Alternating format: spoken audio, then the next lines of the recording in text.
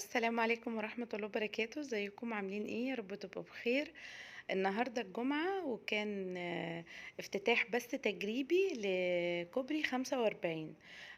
قلت تعالوا بينا نشوف ايه اخر التطورات في كوبري 45 وايه التجديدات وايه اللي لسه ما اتعملش.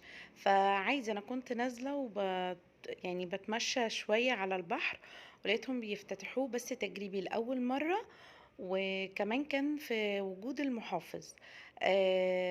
بصراحة منظره حلو جدا وتحفة قوي قوي قوي، وهيحل مشاكل كتير خالص. بصوا احنا كده بنبتدي نمشي على كوبري 45، شايفين الدوران ده؟ كده احنا هناخده علشان خاطر نبتدي ندخل الكوبري، وهيكون بس تجريبي، وكانوا النهارده كانوا فاتحينه بعد الصلاة في وجود المحافظ. بصراحة انا كنت مبسوطة جدا لانه حاجة جديدة وحاجة هتحل الازمة، هتحل ازمة الزحمة بتاعة الصيف وكمان هيكون سهل انك انتي تخرجي مثلا، يعني تطلعي منه على طول. هو في الاول كنتي تخرجي من 45 لازم تلفي من نص العصافرة علشان خاطر تبتدي تروحي الاتجاه اللي انت عايزاه. دلوقتي كده انا دخلت شارع 45، ده بيكون زحمة جدا جدا في الصيف مع المصيفين، بقى زحمة للناس اللي ماشية وللعربيات، كان بيكون زحمة جدا. هو بقالهم سنتين شغالين فيه، دي اول مرة اصور حاجة للكوبري. بصراحة في ناس كتير جدا صورت، بس انا قلت يعني اصور خلاص، يعني هانت فاضل على الحلو تكة فعلا زي ما بيقولوا.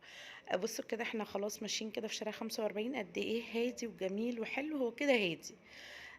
تعالوا بقى بينا عشان خاطر ندخل الكوبري. بصراحة انا كنت مبسوطة جدا يعني بصراحة بيه يعني. آم، تعالوا كده عشان خاطر، بصوا شايفين المهندسين واقفين فوق؟ لانه هو ده كان بس تجريبي. بصوا شايفين المهندسين والمصورين والتلفزيون، كله كان موجود. ده ممشى عشان خاطر الناس تقدر تمشي على رجليها، والمحافظ كمان كان موجود اهو، المحافظ اهو. والتصوير بقى بصوا هو لسه تحت الانشاء، لسه بقى في شوية تظبيطات، يعني مثلا ممكن شهر شهرين. هو لسه ما خلص، بس هم حاولوا ان هم يخلصوا الكوبري عشان خاطر العربيات ويفك أزمة بتكون زحمة جدا. بصراحة هو حلو جدا، وان شاء الله يكمل على خير، وهو بصراحة حلو جدا. مميزاته التانية بقى ان هو طبعا ليه ان انتي مثلا تنزلي في النفق، اللي هو النفق الممشى، يعني تاخديه مثلا من الناحية دي يطلعك الناحية التانية ال45. وفي برضو ان انت وفي بقى النزول للبحر، يعني النزول للبحر برضو عاملين له سلالم من جوه، بس هو لسه ما خلص، هتشوفوه في اخر الفيديو. بصراحة هيبقى حلو جدا. طبعا الكوبري ده طبعا هم رجعوا البحر لورا، طبعا بالمعدات والمسلحات والحاجات دي والشغل فيه، وخلوه كله رملة بس. وطبعا ابتدوا ان هم يشتغلوا عليه، ابتدوا ان هم يعملوا بقى نزول للناس علشان خاطر ينزلوا البحر. في سلالم هتنزل الناس طبعا بعد ما تعدي النفق اللي هو بصوا هنا احنا اهو برضو رجعنا دخلنا تاني النفق برضو، هندخله تاني. بصوا هو من بره هيودي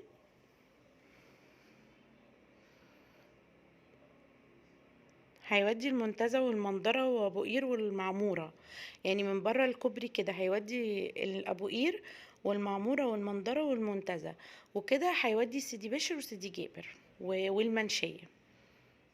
ده الطريق ايه اللي طالع كده، طالع على الكوبري اهو. شايفين ده الممشى عشان خاطر الناس تقدر تمشي عليه.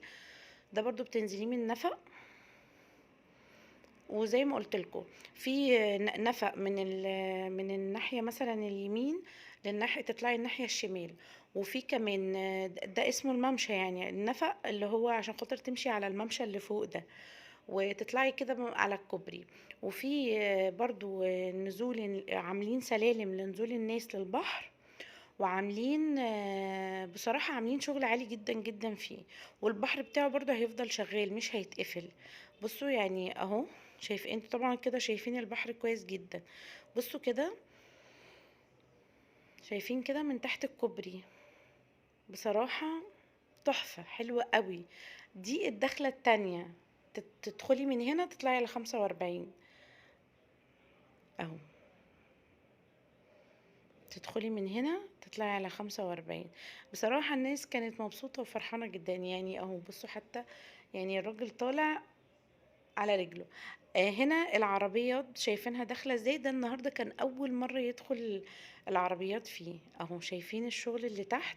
طبعا المكان ده كان بحر، بس طبعا رجعوا البحر لورا عشان خاطر يشتغلوا فيه، وطبعا بيحطوا بقى حاجات عشان خاطر يكون طريق. شايفين التاكسي؟ بصراحة الكوبري حلو جدا، هو مش كوبري واحد يدخل ويخرج وخلاص، لا ده في ممشى وفي نفق، وبصراحة الشغل حلو جدا جدا فيه. تسلم ايديهم.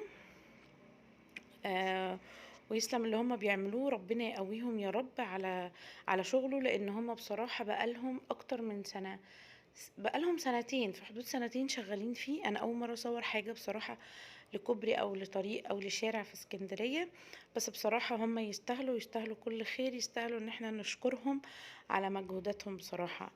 و ده كان بقى اوريكم ان لسه في حاجات لسه شغالين فيها، يعني هم لسه ما خلصوش. هنا كده يعتبر خلصنا العصافرة، دخلنا في 45 اهو. شايفين لسه المعدات، البحر موجود، مش هيقفلوه، مش هيردموا البحر. طبعا دي منطقة فيها بحر، والناس هتنزلها طبعا، هم ما بينزلوهاش بقالهم اكتر من سنتين، وان شاء الله على الصيف الجاي ان شاء الله نبتدي ان احنا ننزل فيها. تكون بقى كل المعدات وكل الحاجات دي خلاص اتشالت، هم هيبتدوا ان هم يعملوا يظبطوا هنا علشان خاطر يبقى جاهز للناس. وكمان هنا في سلم بتمشي بعد ما بتعدي النفق، بتمشي وبتنزلي السلم ده عشان توصلي للبحر. هو في الاول كان بحر عادي، تطلعي من الشارع تعدي الناحية التانية تبقي عند البحر، لكن دلوقتي لا.